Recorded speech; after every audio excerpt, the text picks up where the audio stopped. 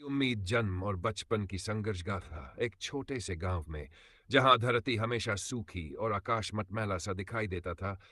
वहीं एक गरीब परिवार में राधा का जन्म हुआ। उसका जन्म एक ऐसे परिवार में हुआ जहां गरीबी ही उनकी पहचान थी।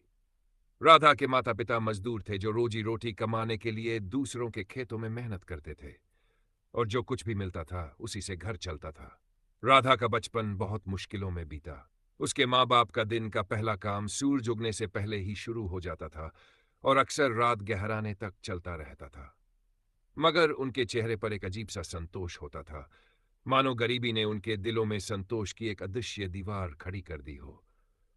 राधा उस दीवार के पीछे बैठी अपनी माँ की गोद में उम्मीद की चादर ओढ़कर सोने की कोशिश करती। राधा ने बचपन में कभी खिलौने नहीं देखे और न ही उसे कभी स्कूल जाने का अवसर मिला। घर में खाने को 2 वक्त की रोटी भी मुश्किल से जुट पाती थी, तो शिक्षा और मनोरंजन जैसे शब्द उसके लिए पराई बातें थी। फिर भी उसकी आंखों में सपने पलते थे, सपने एक बेहतर जीवन के, जहां उसके माँ बाप को मजदूरी नहीं करनी पड़ेगी और वह उन्हें एक सुखी जीवन दे पाएगी। लेकिन गांव की सच्चाई कुछ और ही थी। वहां हर दिन नए संघर्षों का सामना करना पड़ता था। बारिश की कमी के कारण खेती असफल हो जाती, और जब बाढ़ आती तो जो थोड़ा बहुत जमा होता वह भी बर्बाद हो जाता।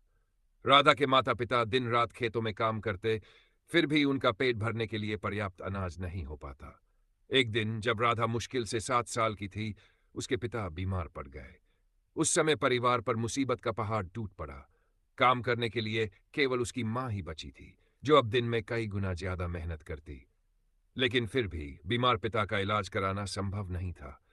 इलाज के लिए पैसा चाहिए था, और पैसा उनके पास कभी नहीं रहा।